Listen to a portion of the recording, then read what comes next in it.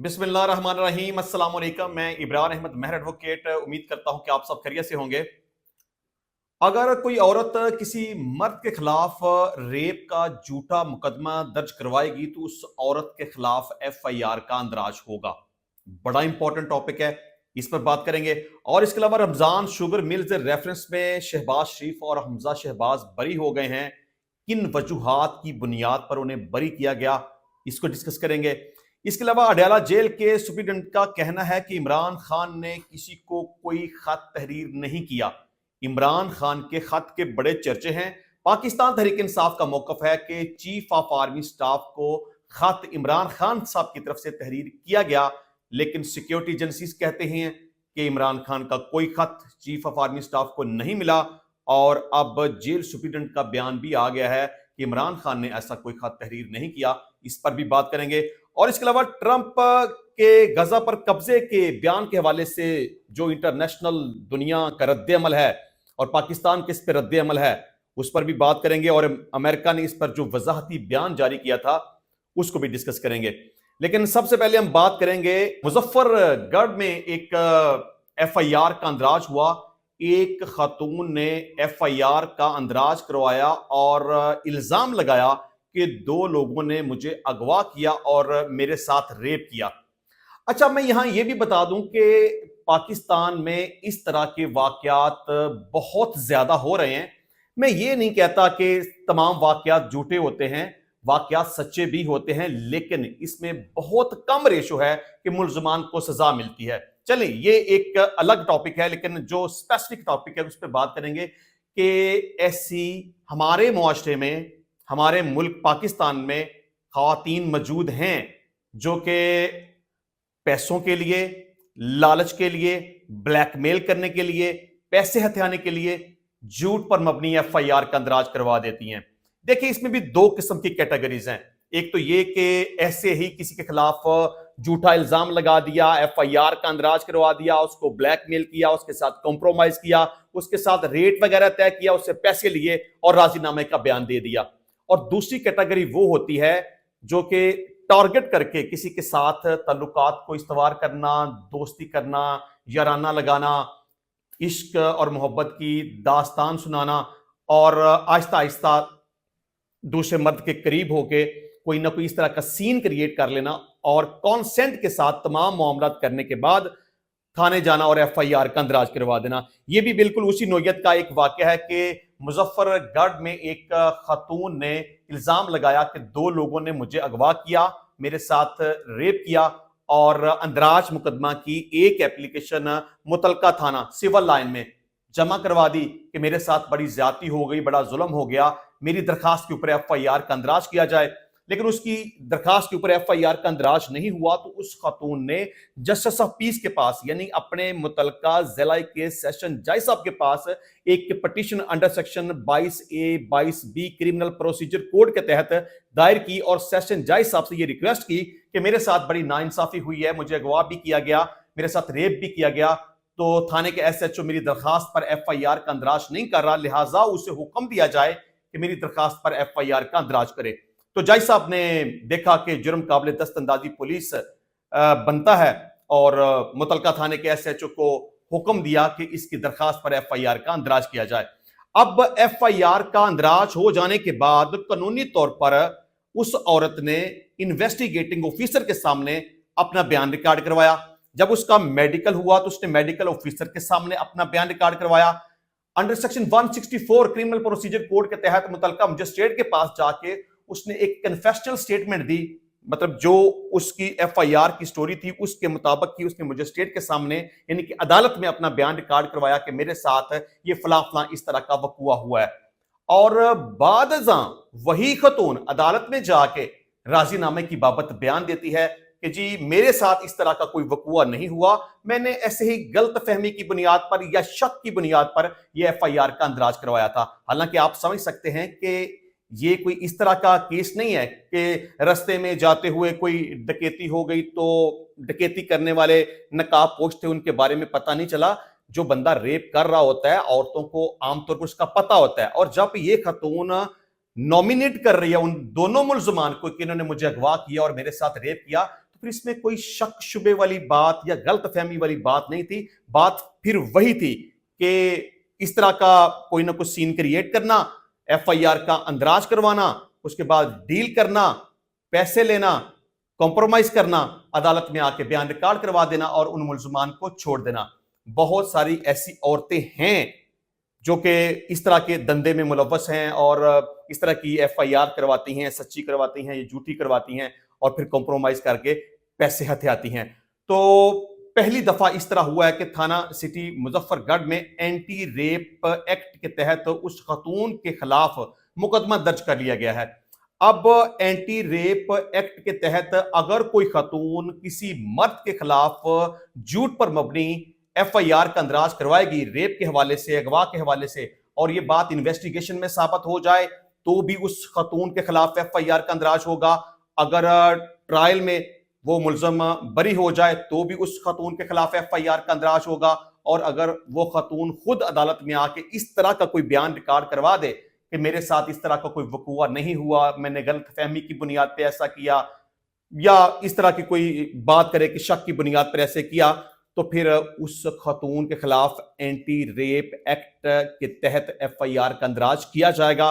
तो इस खातून ने भी चूंकि एक झूठी एफआईआर करवाई थी तो उसके खिलाफ भी एफआईआर का अंदराज हुआ है। ये आप समझ लें कि एक तरह से ये पब्लिक सर्विस मैसेज है सबके लिए। तो इस पर अपनी राय का इजहार भी कीजिएगा और इसको मैक्सिमम शेयर भी कीजिएगा ताकि ये पैगाम सब लोगों तक पहुंच सके। अच्छा जी, इसके अलावा रमजान शुगर मिल्स रेफरेंस में शहबाज शरीफ और हमजा शहबाज बरी हो गए हैं। इस हवाले से खबर है कि एंटी करप्शन कोर्ट के जज सरदार इकबाल डोगर ने दरखास्तों पर महफूज फैसला सुनाया और अदालत ने शहबाज शरीफ और हमजा शहबाज की बरीयत की दरखास्तें मंजूर कर ली। ये दो तरह के फैसले आते हैं। एक तो जब कोई केस अदालत में जेर समाअत हो तो अदालतें एविडेंस रिकॉर्ड करने के बाद मेरिट के ऊपर उस केस का फैसला कर देती हैं, और एक दूसरा तरीका ये होता है कि अगर गवाहान क्विट कर जाएं, उस केस की पैरवी छोड़ दें या किसी मुलजम की फेवर में बयान रिकॉर्ड करवा दें तो अदालतें ट्रायल के दौरान ही उस मुलजम को बरी कर देती हैं।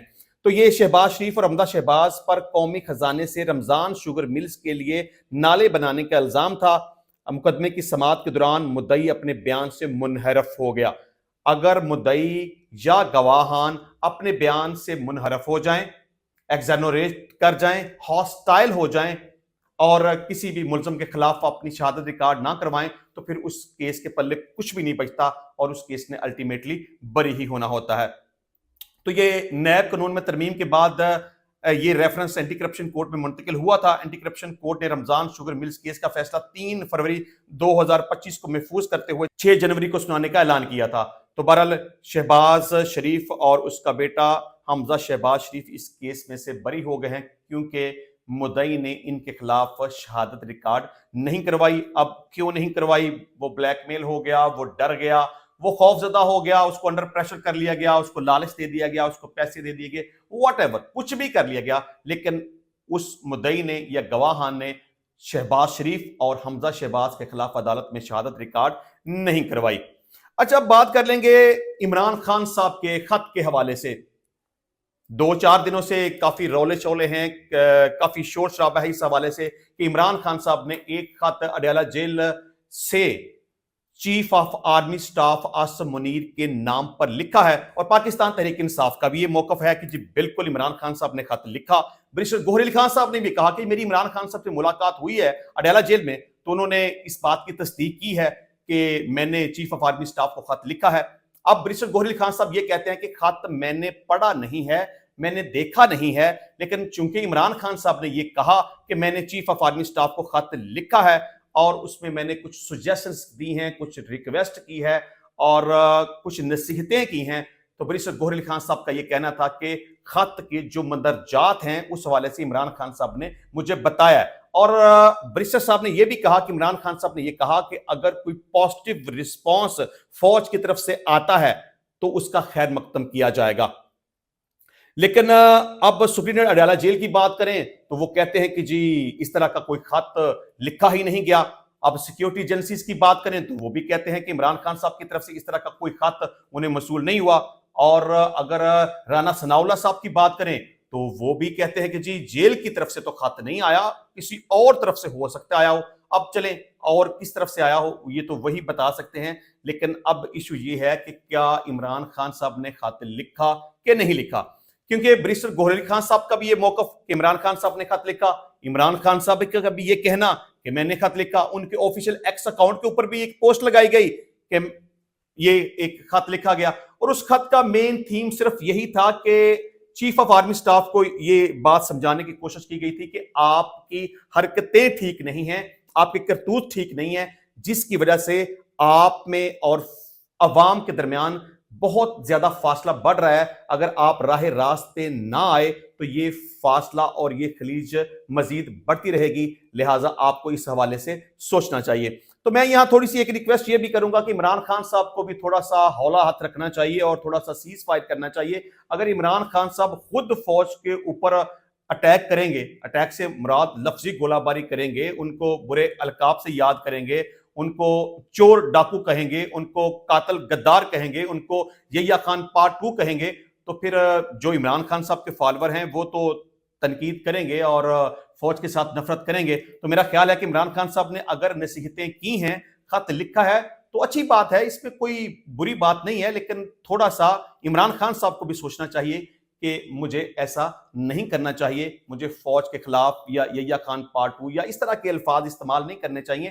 دیکھیں میں پہلے بھی کافی دفعہ کہہ چکا ہوں کہ عمران خان صاحب یحییٰ خان پارٹ 2 جو کہتے ہیں وہ بات صحیح ہو سکتی ہے, ان کے کا موقف درست ہو سکتا ہے, لیکن اگر آپ کسی کی تضحیق کریں گے, یحییٰ خان پارٹ 2 کہنے کا کیا مطلب ہے کہ آپ غدار ہیں, اس کا کیا مطلب ہے کہ آپ نے ملک کو توڑ دیا, آپ مزید ملک کو نقصان پہنچانا چاہتے ہیں, ملک کو توڑنا چاہتے ہیں. تو میرا خیال ہے کہ عمران خان صاحب کو تھوڑا سا کنٹرول کرنا چاہیے.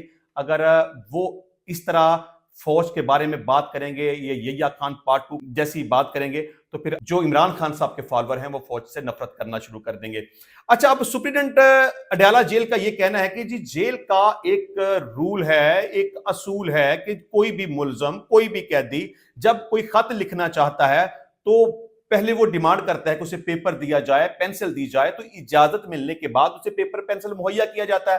جب اس کے پاس پیپر پینسل آ جائے گا, وہ خط لکھے گا, تو پوسٹ کرنے سے پہلے وہ کس کو دے گا؟ وہ سپرنٹینڈنٹ کے حوالے کرے گا, وہ انتظامیہ کے حوالے کرے گا. انتظامیہ اسے دیکھے گی, آبزرو کرے گی کہ یہ کوئی ایسا خط تو نہیں ہے, یا اس میں کوئی ایسی تحریر تو نہیں ہے, کوئی تشدد والی بات تو نہیں ہے, یا کوئی ملک دشمنی والی بات تو نہیں ہے, یا کوئی نقصان والی بات تو نہیں ہے, وغیرہ وغیرہ. اس کو آبزرو کرنے کے بعد پھر اسے پوسٹ کیا جاتا ہے.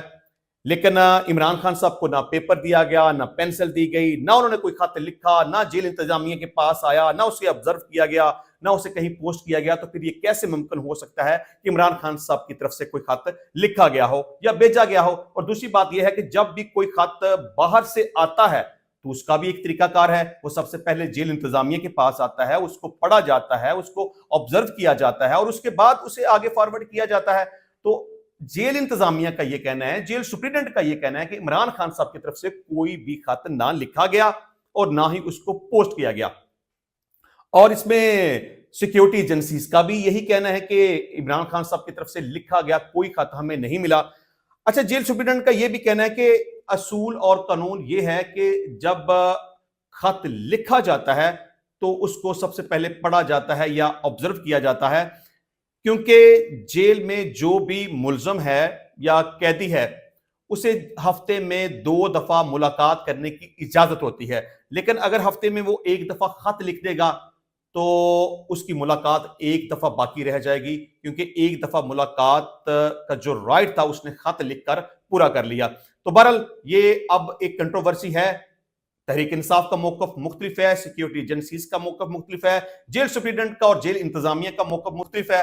اور اب عمران خان صاحب نے جو کہا وہ آپ یہ سمجھ لیں کہ جیل سپرنٹینڈنٹ کو وہ خط ملا یا نہیں ملا, لیکن آپ یہ سمجھ لیں کہ وہ خط مل گیا. جب میڈیا کے اوپر اس کو ڈسکس کر لیا گیا, سوشل میڈیا کے اوپر اس کو ڈسکس کر لیا گیا, عمران خان صاحب کے ایکس اکاؤنٹ پر اس کو لگا دیا گیا, پورے پاکستان کے بچے کو اس حوالے سے پتہ چل گیا, تو چیف آف آرمی سٹاف کو یہ خط پریکٹیکلی اگر نہیں بھی ملا تو میرا خیال ہے کہ جس طرح سے اس خط کے چرچے ہو گئے ہیں, جس طرح سے اس کو ڈسکس کیا گیا اور کیا جا رہا ہے, تو آپ یہ سمجھ لیں کہ عمران خان صاحب کا پیغام چیف آف آرمی سٹاف تک پہنچ گیا، عمران خان کا خط چیف آف آرمی سٹاف کو مل گیا۔ اچھا، بات کریں گے ٹرمپ کے غزہ پر قبضے کے حوالے سے۔ میں سمجھتا ہوں کہ امریکہ کے صدر نے یہ بہت بونڈی اور بڑی گھٹیا حرکت کی ہے اور بڑی لیول کی اس نے چول ماری ہے کہ آپ یہ کیسے کہہ سکتے ہیں کہ ہم تعمیر نو کرنا چاہتے ہیں، ہم قبضہ کریں گے، لمبے عرصے تک ہم غزہ پر قبضہ کریں گے، اور یہ ضروری ہے کہ اگر اس کی تعمیر نو کرنی ہے تو جو غزہ میں رہنے والے لوگ ہیں ان کو ہجرت کرنا پڑے گی۔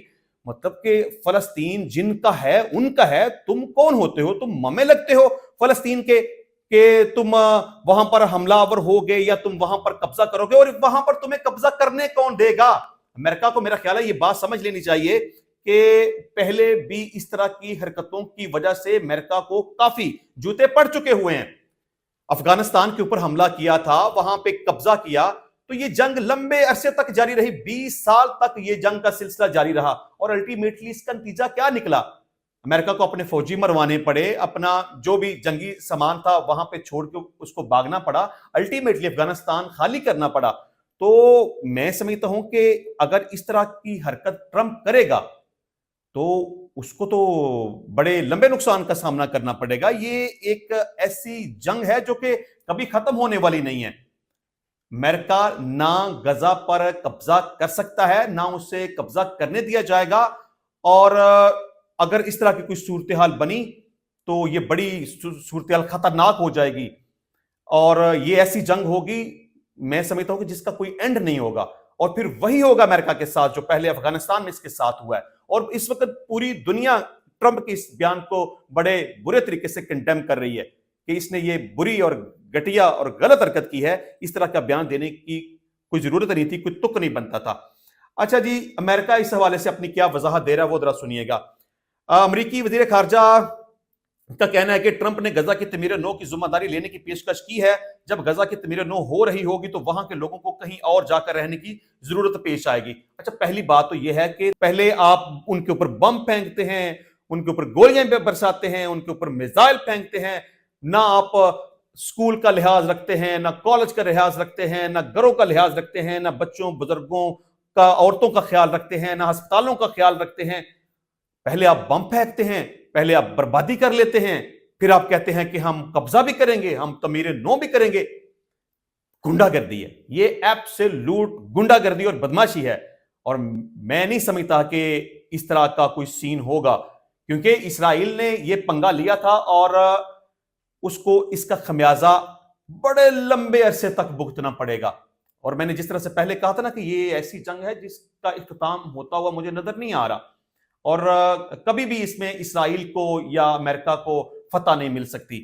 تو میں سمجھتا ہوں کہ یہ ایک مضحکہ خیز اور بیہودہ قسم کا بیان تھا ٹرمپ کی طرف سے۔ اچھا، انہوں نے کہا کہ غزہ پر ٹرمپ کی گئی پیشکش کی تفصیلات پر ابھی کام ہونا ہے۔ صدر ٹرمپ کی پیشکش منفرد ہے، اس پر سوچنا چاہیے۔ صدر کی پیشکش کوئی دشمن اقدام نہیں ہے۔ دوسری جانب ترجمان وائٹ ہاؤس نے بھی وضاحت دیتے ہوئے کہا کہ صدر ٹرمپ کا غزہ میں امریکی فوج بھیجنے کا ارادہ نہیں، ٹرمپ فلسطینیوں کی عارضی منتقلی چاہتے ہیں۔ ترجمان وائٹ ہاؤس کے مطابق صدر خطے میں استحکام کے لیے غزہ کی تعمیر نو میں امریکہ کی شمولیت ضروری سمجھتے ہیں۔ اس کا مطلب یہ نہیں کہ غزہ میں امریکی فوجی تعینات کیے جائیں گے، اور نہ ہی اس کا مطلب ہے کہ امریکی ٹیکس دہندگان اس منصوبے کی مالی معاونت کریں گے۔ یہ جناب صورتحال تھی۔ اس کے علاوہ ٹرمپ کا غزہ پر قبضے کا اعلان کرنے پر اسرائیلی وزیر دفاع نے بھی فوج کو تیار رہنے کا حکم دے دیا۔ مطلب کہ جیسے ہی اس نے مطلب ٹرمپ نے یہ اعلان کیا کہ تعمیر نو کریں گے، اپنے لوگوں کو آباد کریں گے، وہاں پر قبضہ کریں گے وغیرہ وغیرہ، تو اس حوالے سے اسرائیلی وزیر دفاع نے جمعرات کے روز فوج کو تیار رہنے کے احکامات جاری کیے ہیں، جس میں کہا گیا ہے کہ اسرائیلی فوج غزہ کے رہائشیوں کو رضاکارانہ طور پر علاقہ چھوڑنے کی منصوبہ بندی کے لیے تیار رہے۔ رپورٹس کے مطابق اسرائیلی وزیر دفاع نے یہ احکامات امریکی صدر ٹرمپ کی غزہ پر قبضے کے اعلان کے بعد جاری کیے، تاہم ٹرمپ کو اپنے اس اعلان پر عالمی برادری کی سخت مزاحمت کا سامنا کرنا پڑا ہے۔ اسرائیلی وزیر دفاع نے کہا کہ میں صدر ٹرمپ کے دلیرانہ منصوبے کا خیر مقدم کرتا ہوں۔ غزہ کے رہائشیوں کو آزادی سے ہجرت کی اجازت ہونی چاہیے جیسا کہ دنیا بھر میں قوانین ہے۔ اسرائیلی وزیر دفاع سے سوال کیا گیا کہ فلسطینیوں کو کون لے گا، اس پر انہوں نے کہا کہ وہ ممالک جنہوں نے غزہ میں اسرائیل کے فوجی آپریشن کی مخالفت کی، جیسے اسپین، آئرلینڈ، ناروے اور دیگر ممالک جنہوں نے اسرائیل پر فوجی آپریشن کو لے کر جھوٹے الزامات عائد کیے، لہٰذا اب انہیں قانونی طور پر غزہ کے رہائشیوں کو اپنے ملک میں داخلے کی اجازت نہیں دینی چاہیے۔ اسرائیلی وزیر دفاع نے کہا کہ ہم غزہ کے شہریوں کو بھیجنے کے لیے زمینی راستے سمیت جہاد اور سمندری راستے سے خصوصی انتظامات کی منصوبہ بندی کر رہے ہیں۔ اب آپ یہ اندازہ کر لیں کہ وہ جس طرح سے نہیں کہتے کہ آ بیل مجھے مار، اب امریکہ اس فیز میں آ گیا ہے، وہ چاہتا ہے کہ اس کو مار پڑے، وہ چاہتا ہے کہ اس کو جوتے پڑیں، وہ چاہتا ہے کہ وہ ذلیل ہو جائے، وہ رسوا ہو جائے۔ تو اب امریکہ یہ کہہ رہا ہے کہ آ بیل مجھے مار۔ تو اس حوالے سے مولانا فضل الرحمان صاحب نے بھی کہا ہے کوئی مائی کا لال غزہ پر قبضہ نہیں کر سکتا۔ تو میں سمجھتا ہوں کہ مولانا صاحب نے جو کہا ہے وہ بالکل صحیح کہا ہے۔ امریکہ کی اتنی جرت اور اتنی اوقات نہیں ہے کہ وہ غزہ پر قبضہ کر سکے، اور نہ ہی اسے غزہ پر کوئی قبضہ کرنے دے گا، اور اگر اس طرح کی کوئی کوشش کی گئی تو اس کے نتائج بہت خطرناک نکلیں گے، اور اگر یہ جنگ کا سلسلہ شروع ہو گیا تو یہ دور تک اور بڑے لمبے عرصے تک چلے گی، لیکن امریکہ کو اس میں کامیابی نہیں ہوگی۔ انشاءاللہ ملتے ہیں نیکسٹ ٹائم نئی ویڈیو میں نئے ٹاپک کے ساتھ، تب تک کے لیے اجازت دیجیے، اللہ حافظ۔